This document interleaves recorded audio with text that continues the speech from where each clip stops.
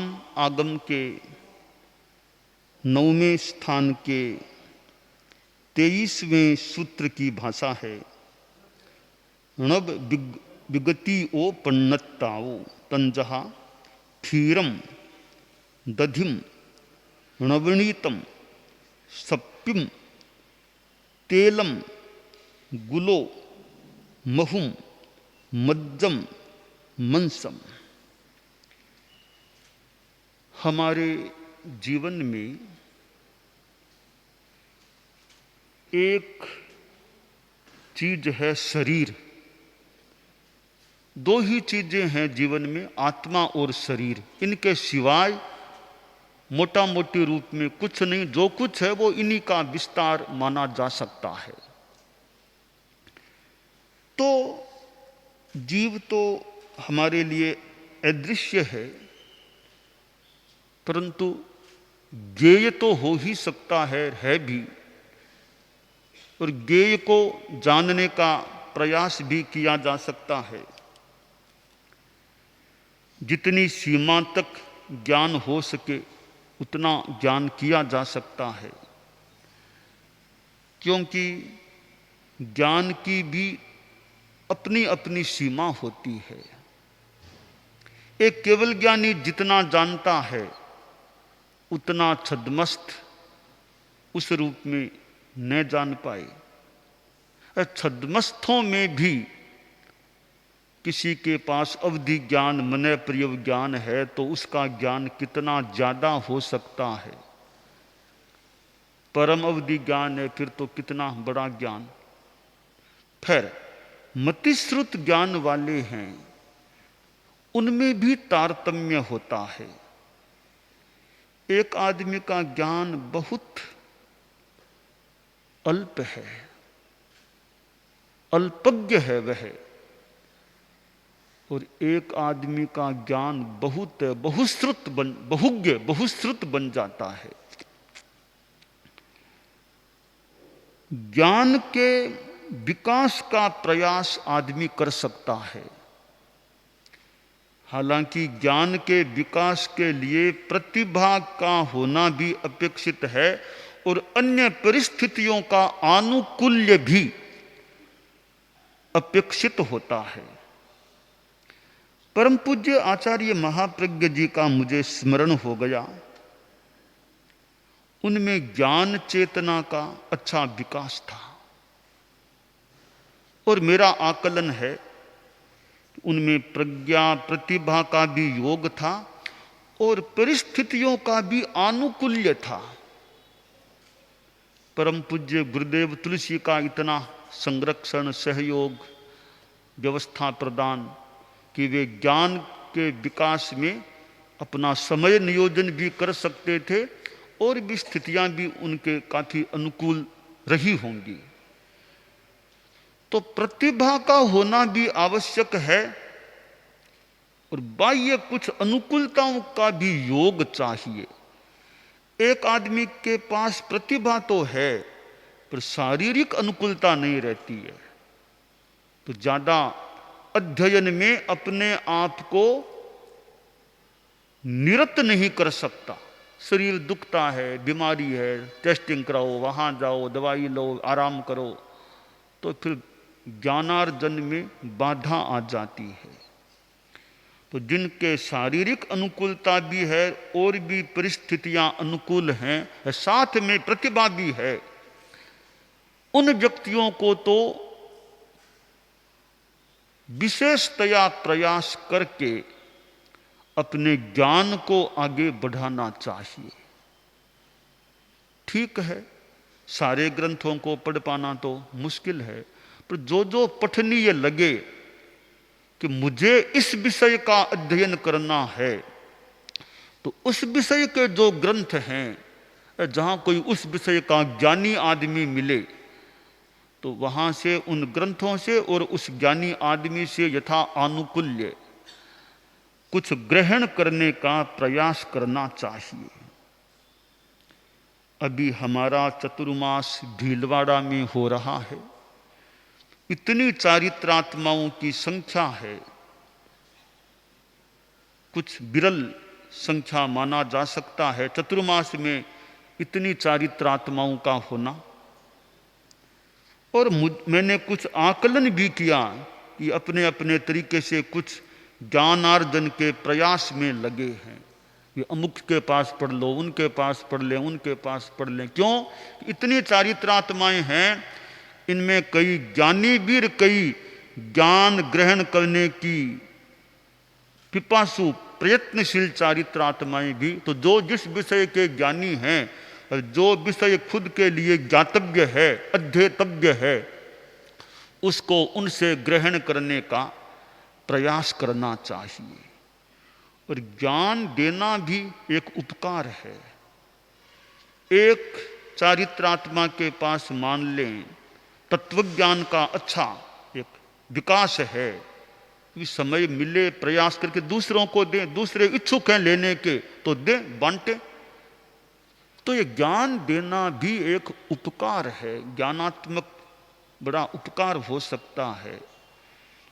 तो अनुकूल विद्यार्थी मिले, योग्य विद्यार्थी मिले और खुद को देने का अवकाश हो, तो फिर दूसरे को ज्ञान देने का प्रयास करना चाहिए।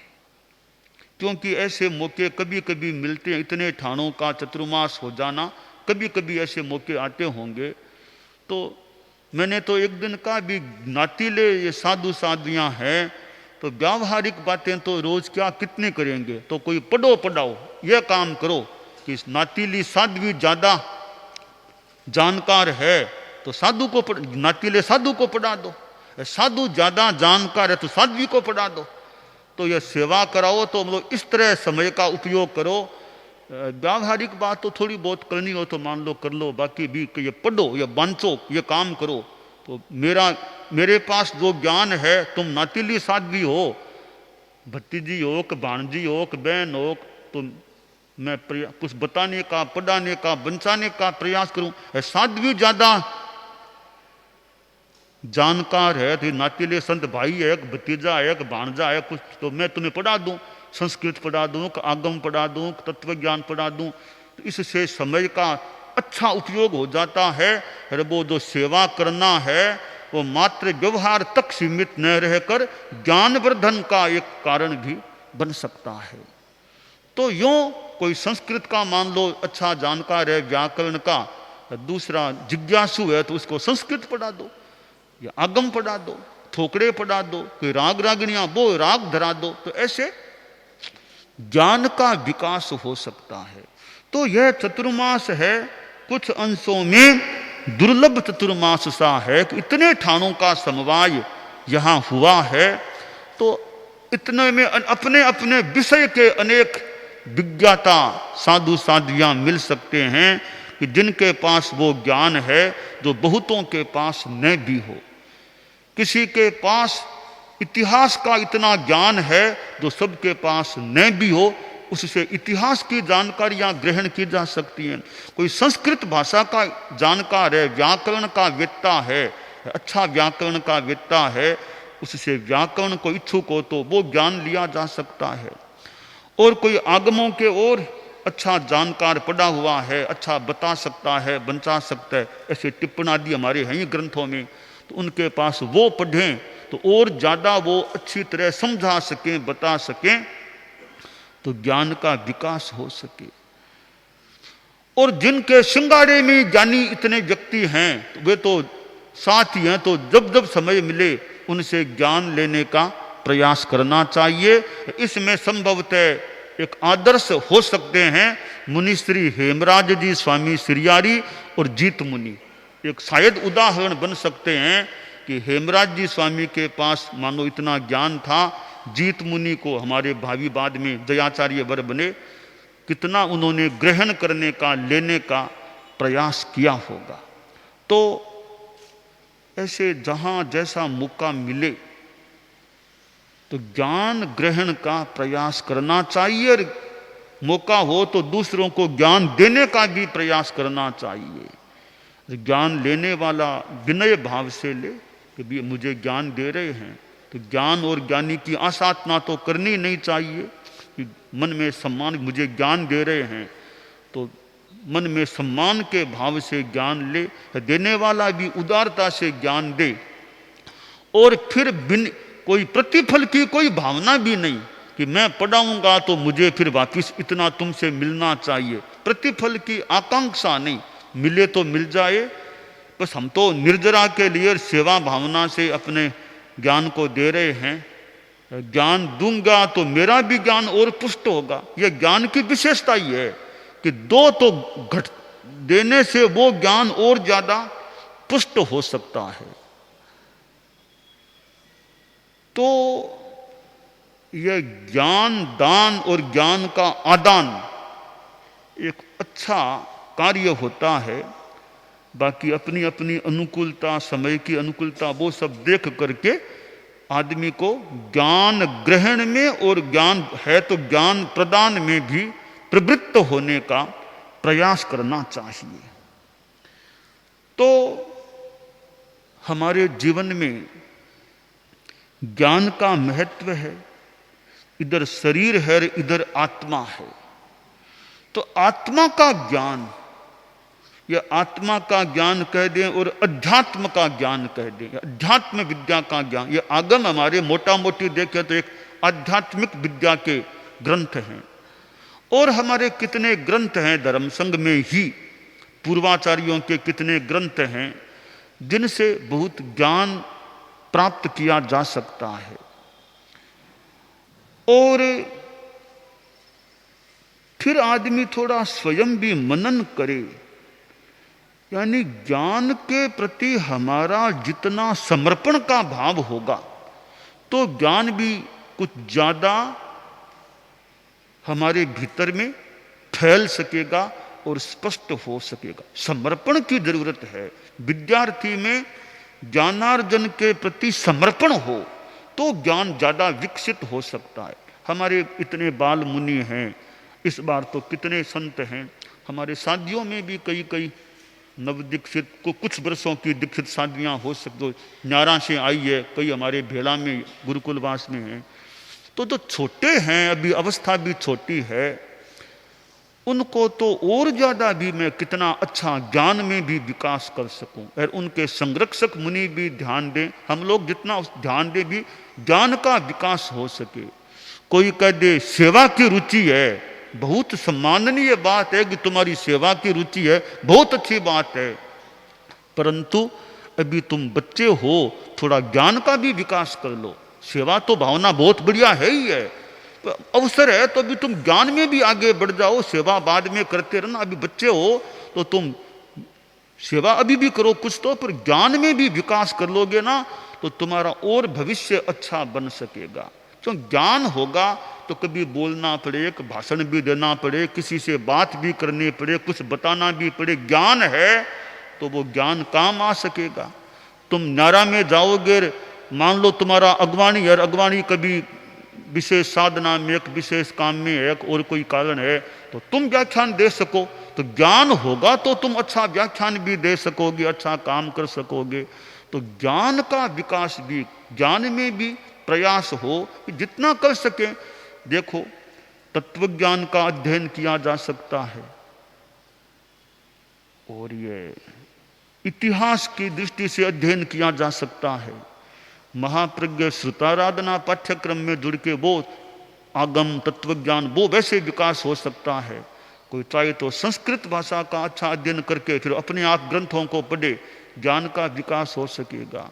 हिंदी का भी अच्छा ज्ञान, कोई चाहे तो अंग्रेजी का भी अध्ययन कर सके। तो ज्ञान कुछ विषयों का जितना हो सके वो करे, और बचपन में ज्ञान हो जाएगा। अभी मान लो 15, 16, 17, 18 वर्ष के हो, अब 25-30 वर्षों तक अपना अध्ययन हो जाए, एक नियम अच्छी बन जाए, बाद में कार्य करो, व्याख्यान दो, जो भी करना हो सो करो, सेवा भी करो भले। तो प्रारंभिक जो समय है उसमें ज्ञान का विकास भी करना। अब बाद में तुम 35 साल के हो जाओगे, फिर कितना क्या पढ़ पाओगे। अभी बचपन में ज्यादा अनुकूलता हो सकती है। तो हमारे बाल मुनि हैं, छोटी साध्वियां हैं, उनके जितनी अनुकूलता हो द्रव्य क्षेत्र काल भाव की, उसके हिसाब से ज्ञान बढ़ाना चाहिए।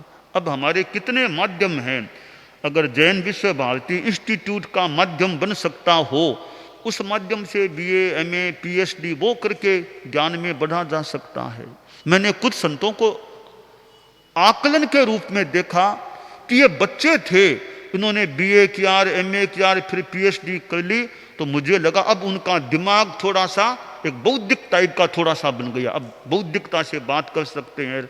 तो क्यों? पहले अध्ययन किया इन्होंने, बीए किया, एमए किया, पीएचडी की, ऐसे करते करते आदमी का पढ़ते पढ़ते फिर एक बौद्धिकता का भी, ज्ञान चेतना का भी, फिर बात करने का तरीका, तार्किकता आदि आदि कुछ विशेष कुछ योग्यताएं बढ़ सकती हैं। तो ज्ञान करेंगे, जितना परिश्रम करेंगे, समय लगाएंगे, तो हमें ज्ञान प्राप्त होगा। और वो ज्ञान फिर हमारे जीवन में आदमी की चिंतन की क्षमता बढ़ जाती है, विचार की क्षमता, बोलने की अच्छी क्षमता, और सबसे बढ़िया बात, आत्मा के कल्याण की दृष्टि से चेतना एक जागरूक बन जाती है। तो कितना अच्छा हो सकता है। परम पूज्य गुरुदेव तुलसी थे, उन्होंने बचपन में कितना अध्ययन, कितना कंठस्थ ज्ञान किया होगा, हजारों हजारों गाथा प्रमाण ज्ञान कंठस्थ कर लिया। 11 वर्षों का करीब मुनि अवस्था का काल रहा। उन्होंने तो आचार्य बनने के बाद में भी ज्ञानायास जितना किया उतना किया, तो मुनि अवस्था में तो कितना उन्होंने ज्ञान विकास का प्रयास किया होगा, कितनी लगन उनमें रही होगी। तो आचार्य तुलसी कर सकते हैं, तो हमारे और संत क्यों नहीं कर सकते? मुनि ध्रुव कुमार क्यों नहीं कर सकता, और अरहम क्यों नहीं कर सकता, खुश क्यों नहीं कर सकता, और इतने हमारे छोटे बाल योगी क्यों नहीं कर सकता? थोड़ी वो प्रयास हो। तो आचार्य तुलसी भी आखिर कभी तो बाल मुनि थे ना, तो तुम भी बाल मुनि हो, तो तुम भी वैसे, अब साध्वी प्रमुखा जी का मान लो अध्ययन है, तो आर्ष क्यों नहीं कर सकती, वो अवंती क्यों नहीं कर सकती, सार्थक आदि आदि साध्वियां, साध्वी प्रमुखा जी मान लो ज्ञान का विकास कर सकती है, और साध्वियां क्यों नहीं कर सकती? आखिर आज भी तो कभी तो बालावस्था में थी, प्रयास किया होगा, आगे बढ़ी, तो आज भी तो छोटी अवस्था की साध्वियां है, वो भी ऐसे ज्ञान के क्षेत्र में आगे बढ़ सकते। तो हमारे दो बड़े बड़े हैं कि वो बड़े बने हैं, उन्होंने ज्ञान का विकास किया, तो कभी तो वो भी छोटे रहे होंगे ना, कभी वो भी बच्चे ही रहे होंगे, पर ज्ञान के क्षेत्र में आगे बढ़ गए तो विकास हो गया। तो ऐसे हम भी उनकी तुलना में क्यों नहीं आ सकते ज्ञान की दृष्टि से? और बढ़िया हो कि हमारे पूर्वजों ने जितना किया, अब वाली पीढ़ी उनसे भी आगे बढ़ रही है, और आगे ज्ञान में बढ़ रही है, इतने साधन हैं, इतने अनुकूलताएं हैं। तो हम अपने पुरखों से यह प्रेरणा लें, उन्होंने किया, वे तो खैर महान हमारे धर्म संघ के हुए हैं, तो हम भी ज्ञान के क्षेत्र में, साधना के क्षेत्र में क्यों नहीं आगे बढ़ सकते? तो यह शरीर और आत्मा, तो आत्मा को मान लो एकदम साक्षात्कार पूर्ण रूपेण है, तो मान ले केवल ज्ञान कभी होगा तब। अभी भी हम आत्मा के बारे में, अध्यात्म के बारे में जानने का प्रयास कर सकते। अब शरीर है तो शरीर को तो भाड़ा भी चाहिए, इसलिए भोजन लेना होता है। और भोजन में हमें यह विवेक की या शास्त्रकार ने विगय की बात बताई है, ये दूध दही आदि आदि 9 विगय बताई है। तो विगय भी खाना शरीर के लिए अपेक्षित हो सकता है। अब बाल मुनि हैं तो दूध भी मान लो शरीर के लिए, दूध पीना जो कुछ शरीर के लिए आवश्यक है, तो वो खाना कोई दिक्कत की बात नहीं है। और जहाँ कुछ उम्र भी आ गई, इतनी अपेक्षा नहीं, तो और ज़्यादा अब सीमा कितने कर सकें, भोजन की सीमा रह सके। अब मुझे वो इतनी अपेक्षा, तो सीमा रखूं भोजन की, साधना की दृष्टि से ठीक रहे, स्वास्थ्य भी ठीक रहे। यह विगय वर्जन की जो अवधारणा है, जो हमारे महीने में 5 दिन 6 विगय टालना, जो भी व्यवस्थाएं हैं, बहुत बढ़िया व्यवस्था है। बीच बीच में खाने का संयम होता रहे। अभिक्षणम निविगयम गवय, बार बार विगय वर्जन करें। तो यह विगय वर्जन साधना की दृष्टि से भी ठीक है और स्वास्थ्य की दृष्टि से भी ठीक है कि महीने में कुछ दिन भी विगय वर्जन होता है। 5 विगय वर्जन रोज नहीं, तो महीने में 10 दिन भी टाल दी, 5 विगय टाल दी, तो स्वास्थ्य के लिए भी ठीक है। साधना के लिए भी ठीक है। हमारे हालांकि साधु साधियां का तो करने वाले कितनी तपस्या करते हैं, इन दिनों में देख रहा हूं, साधियों में क्या और संतों में क्या, मानो कोई कितने आगे तपस्या में पालना, कई तो कल के पालना कर चुके, कई तपस्या में बढ़ रहे हैं, और भी कोई एकांतरा, कोई कुछ अपने ढंग से करने वाले। तो यह बहुत अच्छी बात है कि तपो रुचि तपश्चेतना चारित्रात्माओं में है बहुत। कई बार मैं देखता हूँ साधु साधियों में वार्षिक रिपोर्टें देखता हूँ, कई बार कितने उपवास का सनर क्या आयम्बिल कितने कितने विगय भजन रिपोर्टों में लिखित है। तो बहुत बढ़िया बात है। जरूरत तो इतनी आलोचना के हिसाब से इतने उपवास जरूरी नहीं, फिर भी इतने उपवास हो गए, बेला हो गया, वो हो गया। तो ये न्यारा वालों की रिपोर्ट देखो, भेड़ा वालों को तो मैं कईयों को आंख से ऐसे ही देख लेता हूँ, तपस्याएं चल रही है, वो हो रहा है। तो खैर ये तपस्या भी है, वो आत्मा के लिए भी ठीक, कई बार शरीर के लिए भी विगय वर्जन आदि हैं, वो बहुत अनुकूल पड़ सकते हैं। तो ये शास्त्रकार ने 9 विगय की बात बताई है। हम ये विगय वर्जन का भी मतलब ध्यान रखें, भी लूँ तो कितनी मात्रा में लूँ, कितनी विगय टाल सकता हूँ, कितनी मुझे आलोचना के हिसाब से भी टालनी चाहिए, और भी मैं ज़्यादा अपने आत्म उत्थान के लिए टालता रहूँ। तो यह शास्त्रकार ने जो विगय की बात बताई है, तो विगय का सेवन भी युक्त रूप में होना ठीक है, और युक्त रूप में विगय का वर्जन करना भी ठीक है। तो विगय का सेवन और विगय का वर्जन, इन दोनों का विवेक के साथ उपयोग होता रहे, तो वह स्वास्थ्य और साधना की दृष्टि से अनुकूलता की बात हो सकती है।